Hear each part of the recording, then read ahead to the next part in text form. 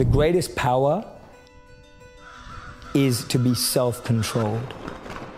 To be able to train the mind and energy to focus it exactly where you want it and when you want it to be.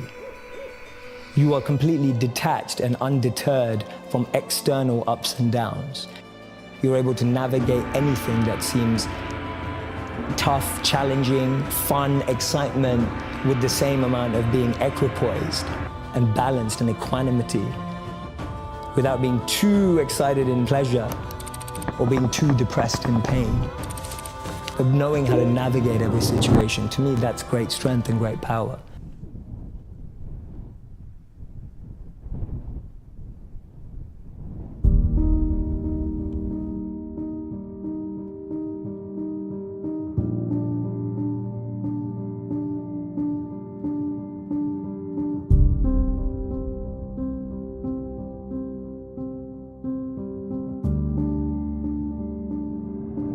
What people don't know about me is that I was suspended from school 3 times for trying out all sorts of things, like things that people would never imagine of someone who goes on to be a monk. I was experimenting with all the drugs in the world. I had multiple relationships. I was really trying to search for some sort of meaning, fulfillment, and as long as I've known, I've been chasing thrill. I really value thrill. And feeling like I did not see that coming. Yeah, no, not many people do. It's very different. From 14 to 18, I was like this kid who just wanted to try new things out. And my parents' rhetoric would always be, well, make sure you get good grades. And I used to think, well, if I can be bad and get good grades, then it all works, right? Everyone's happy. So that's kind of what I did. And at 18, I was really fortunate when I met a monk. And this monk was invited to speak. And I kind of just went because one of my friends forced me to. At that time, I was listening to CEOs and entrepreneurs and business people and marketers who I thought that's what I was aspiring to be like. And then I hear this monk. And he captivated me like no one had ever captivated me before. It was like staring at the most beautiful woman on the planet. You know, I was completely fixated on him and his message. And that is the beginning, without me going into too much detail before we probe, that was the beginning of what changed me. Because I went from being someone who did only want all those things to become successful and trying to, but I started hearing my own inner voice much more in all that noise that I had around me. I remember one of my parents had a maths tutor for me because they wanted to be amazing at maths. And I was pretty good at numbers, and I'd have this tutor and he'd tell me that, he goes, the reason that you're struggling with the next question is because you're always worried about what your parents think. And that really stayed in my head. I was just like, wow, so as long as I'm trapped by what my parents think, I can actually never find the answers to the real questions of life. And there are all these little things happening. I lost 2 great friends when I was 16. One girl died in a car accident, one guy died because he was involved in drugs and violence. That made me rethink everything. I just thought to myself, wait a minute, these were beautiful people, people that I loved, people that, in my opinion, were good people. And I just lost them in a moment. And it was kind of like this collation of little things that just made me think, wait a minute, having money, having fame, that just doesn't seem to add up. And then meeting the monk kind of made that shift possible. And as I said, he was completely captivating. And then I found out that he'd given up jobs in Google and Microsoft to be a monk. And I thought to myself, who does that? You know, he's given up everything that I'm chasing and that all my friends are chasing, but he seems happier than anyone I've ever met before. And he spoke about this incredible principle where he said that we should plant trees under whose shade we do not plan to sit. And he was speaking about this principle of selfless sacrifice. And that kind of just penetrated me right there. When he said the words selfless sacrifice, for the first time in my life, I felt a thrill about something that I'd never felt before. I thought, wow, giving up everything you have for the service of others sounds like the best thing you could possibly do. And I don't know why I had that thought, because I wasn't a spiritual kid growing up. I wasn't a religious kid growing up. I wasn't even a good kid growing up. I was just a rebel, a misfit, trying things out, an experimenter, which I still consider myself. And so what I started to do is I was interning at companies and firms and corporates, thinking I was getting a grad job afterwards. And then I'd spend the rest of my summer holidays interning in India, living with him as a monk. So I'd use all my summer and Christmas holidays to just be out there with the monks. And he introduced me to another 200 to 500 monks that were just like him, just as smart, just as bright, giving up everything they had and using all their skills to make the world a better place.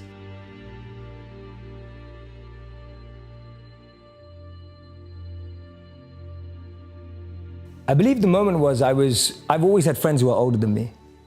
And I could see a lot of them in the most successful careers, successful jobs, beautiful partners, whatever it was.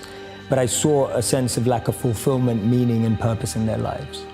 And I've always been an observer, and I would see these people who are like 5 years older than me, 7 years older than me, maybe 10 years older than me. And I'd be watching them and go, is that the life I want? And often the advice I give to people today is fast forward where you are, look at yourself in 10, 15, 20 years time, and ask yourself the question, is that where I want to be? If you're in a company, look at the person who's 20 years ahead of you and ask yourself, is that where I want to be? If you're in a startup, look at where other startups have got to in similar roles and go, is that where I want to be? And if the answer is no, then you need to find a new path. And for me, the answer at that time from observing was no.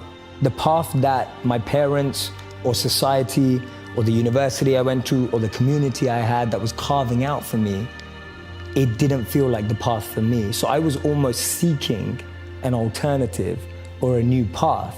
I was just so fortunate that it happened to be an uplifting, powerful path as opposed to something that could have actually taken me down the wrong road, because that could have been possible too.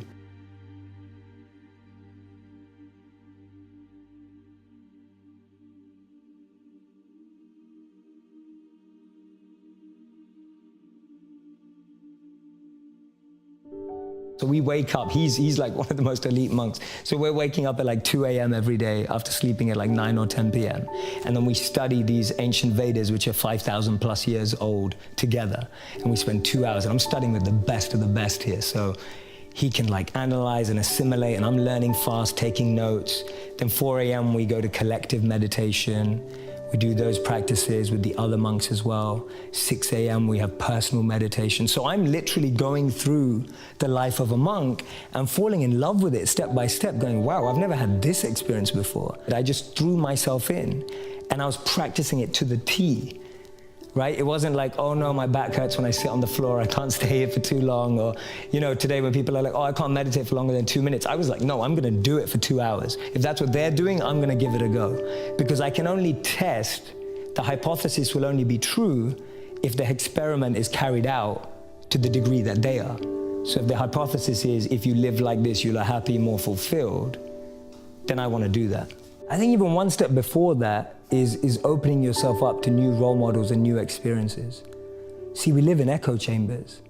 We're just surrounded by the same thinking. How often do you bump into a monk? You know, it just doesn't happen. No one has a dinner party and goes, oh yeah, we just invited the monk, you know, from town, like the local monk. Like no one ever does that. And so we meet people who are just like us most of the time. And we talk about this in business all the time. If you want to be a billionaire, spend time with billionaires. If you want to be a millionaire, spend time with millionaires. If you want to be a tech startup, spend time with, you know, that's the common rhetoric that we hear all the time. But what if you want to find purpose and master the mind? There's no one better than a monk who's mastered the mind. So for me, the first step is just opening yourself up to new experiences and new role models. Because most of us can't see ourselves in people, so then we try and fit ourselves into the boxes that we do see. And I mean, there's this beautiful quote that I've been saying it everywhere, and I wish I wrote it, but I didn't. So it's by a philosopher and writer named Cooley. And he said that today, I'm not what I think I am. I'm not what you think I am. I am what I think you think I am. Right? And just let that blow your mind for a moment. It's so powerful. I'm not what I think I am. I'm not what you think I am. I am what I think you think I am. So we live in this perception of a perception of ourselves.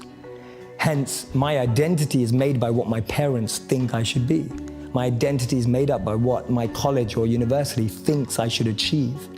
While you're living in that bubble and that echo chamber, getting to what you really want to do is impossible, because maybe that just doesn't fit. And I think so many people feel that way today, that they don't fit into the current education system. They don't fit with the 3 or 4 or 5 careers that you're taught exist. So that process of self-excavation and actualization first requires being exposed. You can't be what you can't see. If I never saw a monk, I would never have wanted to be a monk. If I never meet a billionaire, I wouldn't want to be one, because I wouldn't know what that feels like. I don't know what it looks like. I don't know what it takes. And I think that's the biggest challenge of our society, that we're not exposed. So that's the first step, being exposed to unique experiences and role models. Second step is finding that experience or role model that you're passionate about, and exactly like you said, taking it seriously. Shadow them, network with them, spend time with them, observe them, even from afar. It takes that observation, being addicted to observing that person's lifestyle. And then the third step is going yes or no. Does that work for me? Not everyone who's going to go off and become a monk is going to feel like the way I did, and that's cool. But not everyone is going to go and follow and shadow a billionaire and go, that's exactly the lifestyle I want. They may want the result, but do they want the hard work that goes with it? And so for me, that's the third step. It's observing, focusing, shadowing, getting as close to the process of that individual, and then going yes or no. Do I want that process? Not do I want the result? Everyone wants to be that monk who's fully enlightened, you know, can walk through, has an incredible aura that people just gravitate towards. But when you realize he has to wake up at 2 a.m. every day and sleeps about 4 to 6 hours, you're like, you know, I don't want to do that. That doesn't sound like me.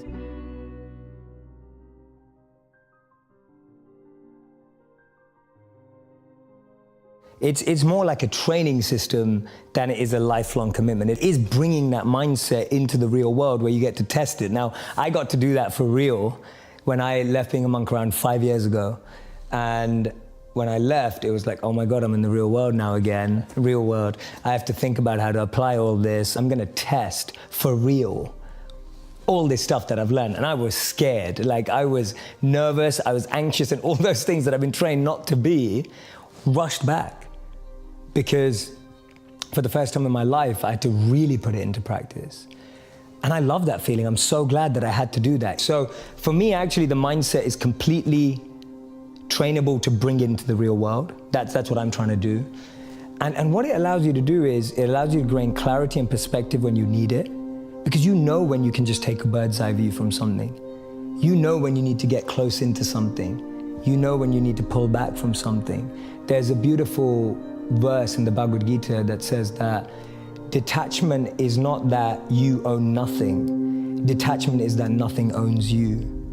And I love it, because to me that summarizes detachment in a way that it's not usually explained. Usually people see detachment as being away from everything. Actually, the greatest detachment is being close to everything and not letting it consume and own you. And that's real power, that's real strength. How many people do we know that have had fame and then that fame has ruined them? So for me, that definition of detachment is possible to practice even in the real world, rather than saying, oh, I'm just gonna have a really simple life, I'm just gonna have nothing in life. The best part about being a monk is that your morning routine and practices are so powerful that you can actually aspire for more incredible values in life. Because your mind is clear. Because your mind is clear, and you have that ability to have more clarity so you can seek that which is higher. So I'll give an example of what I mean. Define, is that what you're about to define? What is higher? Yes, exactly. So for me, being able to overcome ego, being able to overcome envy, being able to overcome jealousy, being able to overcome the negative of competitive state. There's a positive competitive state and there's a negative competitive state. Today, when people are looking on Instagram or Facebook or YouTube, all you're looking at is, oh, she got that many likes, or he got that many likes, she got engaged, or he got married, or, oh my God, look at her body, or look at that. And it's like, that stuff's destroying us inside. Envy, jealousy, ego, greed. To be able to have enough clarity to purify yourself of those things is gonna alleviate the biggest anxieties and depressions of our time and mental health problems. And we know that. We know that because all the mental health research today suggests that things like isolation, overexposure, we now can have more pain consumption in one day because of what we're exposed to than the pain we would have had in a lifetime. That's huge. Like that's ridiculous to think that in one day, because of the media, news and social media, we consume more negative than we did in a lifetime. for me, being able to have time, energy, and clarity to focus on self-purification, that is the best thing about being a monk. Because you have that time, reflection, and a process, and an environment that only allows you to become more purified of those things.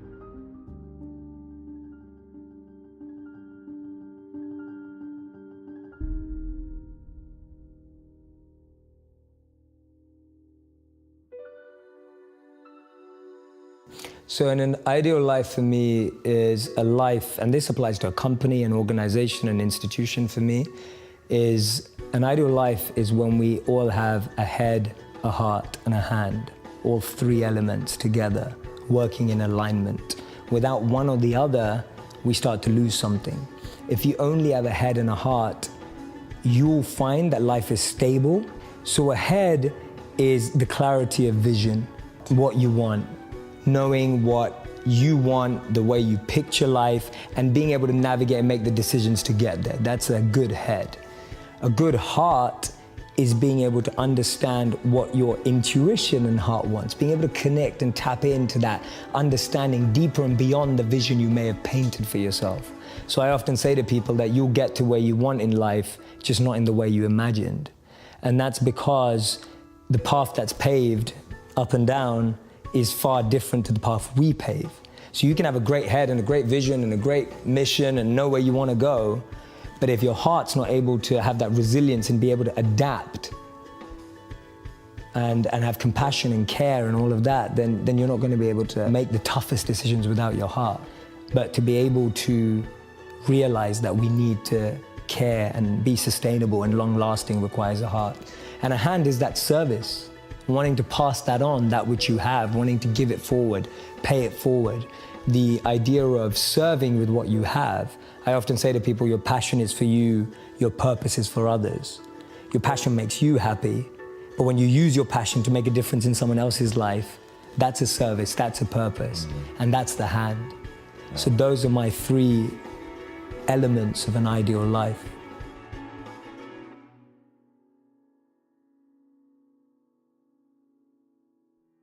So I studied behavioral science at university, so I've always been fascinated by why people do what they do. And whenever I was reading these books that are 5,000 years old, my greatest fascination was finding a principle and finding its relevance in modern science. And I said to myself, the day I can't find that, I'll quit. I won't believe in this anymore. So I'm still doing that, and I'm ready to quit. If someone shows me a piece of science and I can't find a principle in these ancient literatures, or actually what I like to call these timeless literatures, then I'll give up my faith, because for me, it has to track forward. And I'll give you a really basic example. Today we're in the gratitude movement. There's like 1 million gratitude journals out there. There's 1 million scientific studies on gratitude, and gratitude has been linked to better mental health, self-awareness, better relationships. I mean, there's so many scientific studies on the neuro level that shows that gratitude is great for your mind, brain, and fulfillment.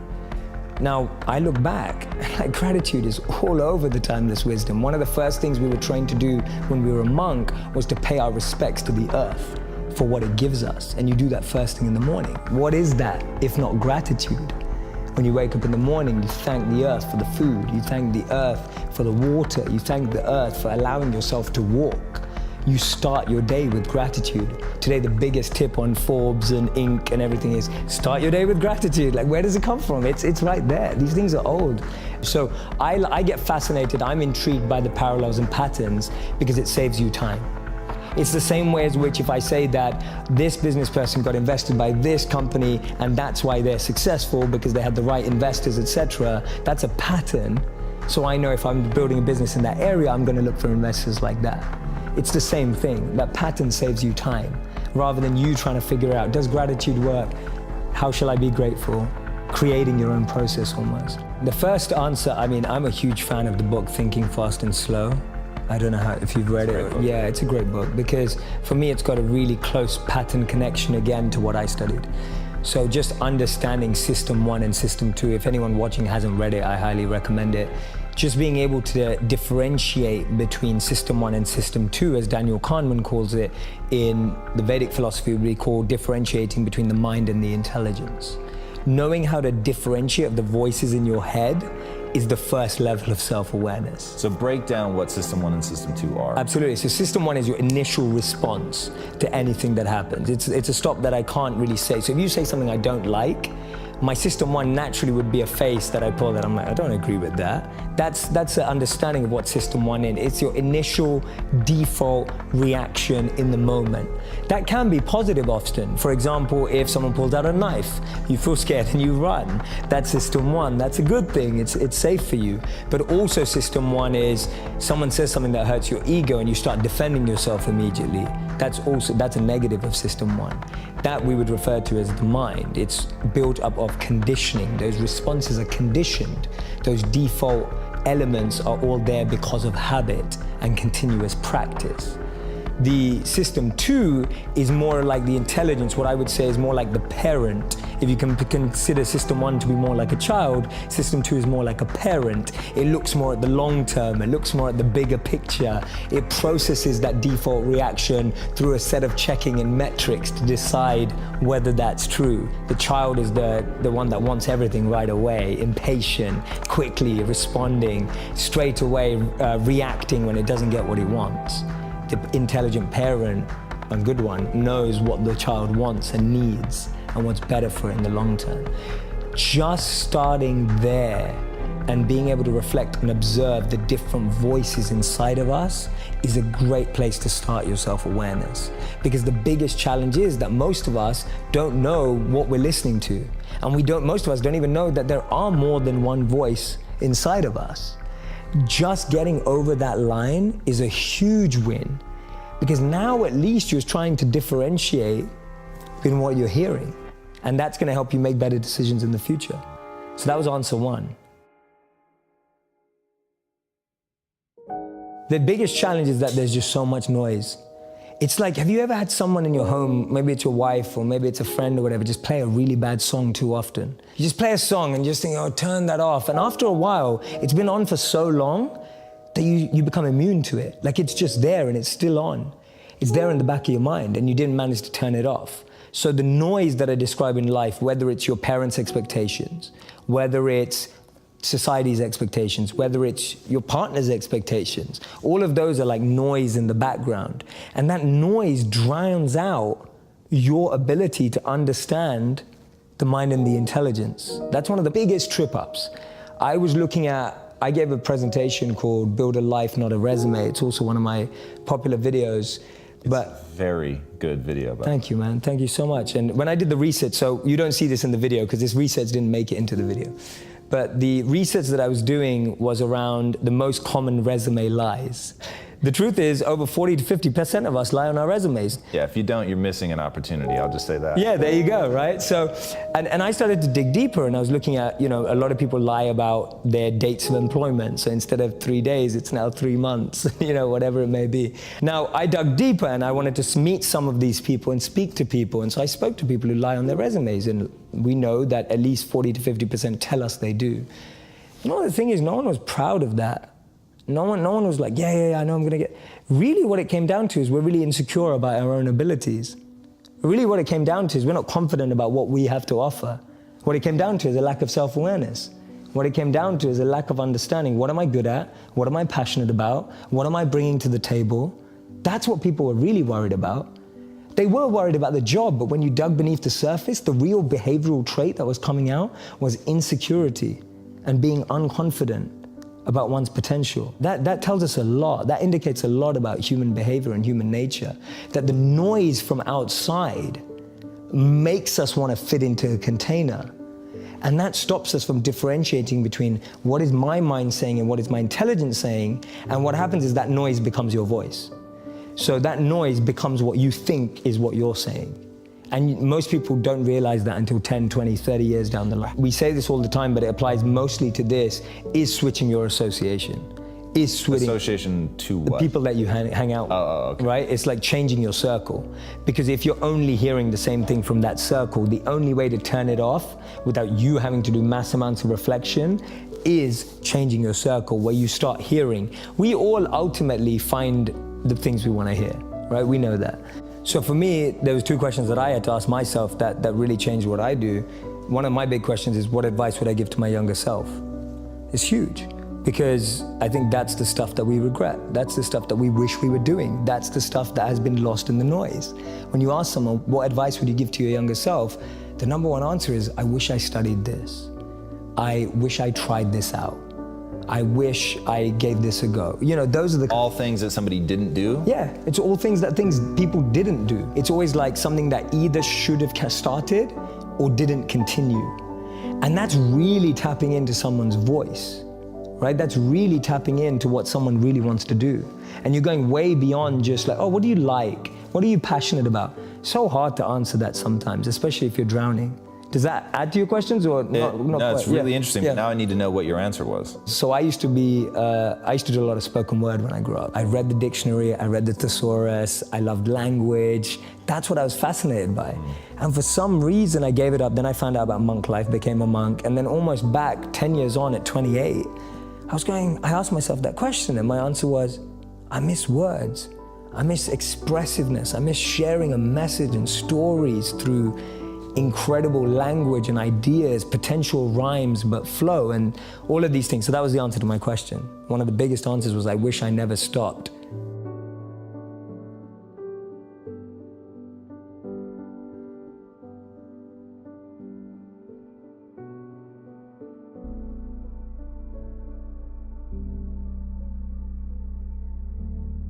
So how do I find my passion? My simple model, which is the Dharma model.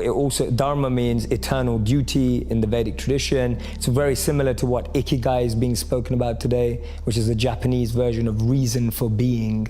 Why do we live? Where is meaning coming from? And it talks about an intersect of 4 areas.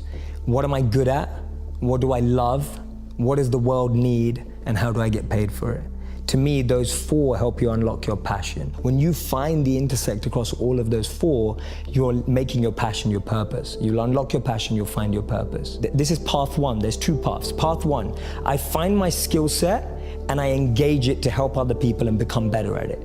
So I'm becoming better at what I'm good at, and I'm using it to help other people because I'm aware of what I'm quite good at, and I know what knowledge I have, what skills I have. I have some self-awareness.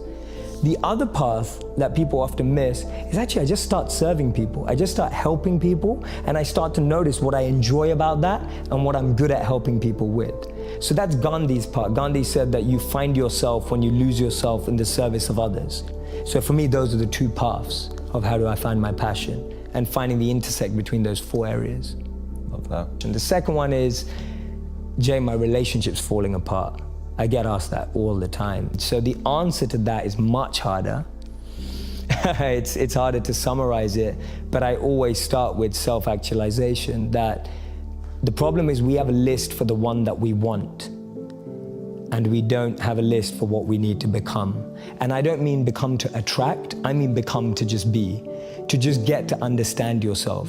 You don't know what you need in your life until you figure out who you are. And so I find too many people rush into relationships without really recognizing and being fully aware of what they need from a relationship. So it all comes back to, how aware are you? How much understanding do you have of yourself and what you need and what you want? That's my best advice for a relationship in like a minute. And then the third question I mostly get asked is, Jay, what do you read? Like, what are your favorite books? Because it seems you read a lot. What are your top 3 books? They're not groundbreaking in the sense that people may not be like, oh my God, that's the best book I've ever read. For me, they changed my life. So that's where I'm coming at a point from. I love Start With Why by Simon Sinek. And not because I applied it to businesses, because I applied it to my life. And even today, I'm constantly refining my why. That's all I do every day. My deepest morning routine and practice is to refine why I do what I do. It's so easy for me to now do it for money. It's so easy for me to now do it for followers. It's so easy for me to now do it for fame. And every day I have to refine that, because I know, having lived as a monk and what I practice, that if those become what I want, then I'll forget who I need to be. So my daily practice and my daily routine is refining my intention, which in modern language is why. So for me, Simon's book helped me do that. The Bhagavad Gita, which I would love to do for Vedic knowledge, what Ryan's done for Stoicism. And the Bhagavad Gita, over 5,000 years old. And that book really exemplifies human challenge. Third book, I'd say this one's gonna be hard because it's the last one. Let me think. I'm gonna try throw something else in there. So I've done one like self-development, one more spiritual enlightenment. Let me throw a business book in, seeing as I'm sure you have a lot of business viewers. I love the book Exponential Organizations. I don't know if you've read it. It's by Salim Ismail and the Singularity University. And that book, for me, is an incredible analysis of the success of all the organizations we see ruling our phone today. The way it breaks down their business models and how they were created, to me, it's fascinating. So if anyone really wants to start up an exponential business today, then that's where they have to go. And that's when Peter Diamandis said that if you want to be a billionaire, redefining it as someone who impacts the lives of 1 billion people. And that's what that business book is really about, is how do you create an exponential organization that positively impacts 1 billion people. So those are my 3 for today.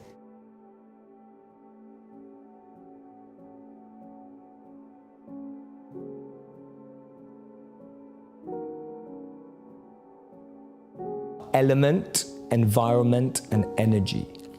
Everyone has an element that they thrive in. If you take someone out of it, their element, they won't be the same. A modern day example would be Michael Jordan. He was incredible at basketball. You took him out of basketball, put him into baseball, no one remembers his career. We're talking about one of the best athletes of all time.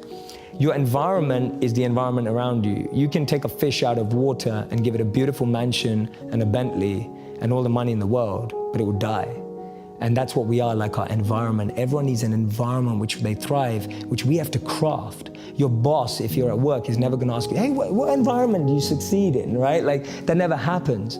So we have to create an environment where we thrive. And then finally, it's energy. Some of us love high energy environments, high pressure.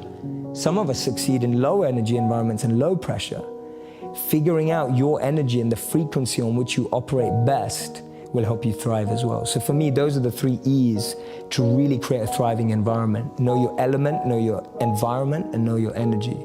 And so at all times, if I see anything going wrong, I'm going, is my element out of alignment? Is my environment out of alignment? Or is my energy out of alignment? And that's a great 3-question test you can do to yourself when you don't think things are going right. And all you have to do is bring that back into alignment. I love that. All right, what's the impact that you want to have on the world? I think you've said it so beautifully so many times and shared my vision, which is wonderful, and it's wonderful to know that we share the same thing. It's making wisdom go viral. There's an incredible study in 2017 that said the most successful people in the world, healthy, wealthy, and wise, choose education over entertainment. The impact I want to have on the world is I want to transform and revolutionize the entertainment industry so that it becomes educational without anyone knowing. So it's still completely entertaining. It's still like watching Netflix, but you're learning about human behavior, the mind, neuroscience, and everything without even knowing you are. To me, that's the greatest win that we can have for our society.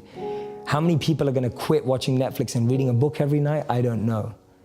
But if we can make that book come to life on Netflix, that's going to change the world, because that's what people are going to consume. So for so long, media has been used to numb people, to switch people off. If we can use it to excite, elevate, and enlighten people, not by like the cheesy way of like, oh, let's follow someone through their journey of enlightenment. It's not like that kind of stuff. I mean like really entertaining programming where you can learn by being entertained at the same time. If I can do that by changing the most powerful industry in the world, then I will feel that I've had somewhat of an impact. Because that way I think we'll reach the world without having to get everyone to change their habits too much. My thing is, how do we meet people where they are and really deliver a message and a powerful expression of love? And to me, that's the highest form of compassion. The highest form of empathy, love, and compassion is to meet people where they already are, rather than expecting them to change. And yeah, that's the impact I'd like to have on the world. So fingers crossed, with your help, with the help of everyone who's watching, you know, it's gonna be a team effort. I can't do it on my own, I'm not expecting to. But yeah, that's the impact I'd like to have on the world.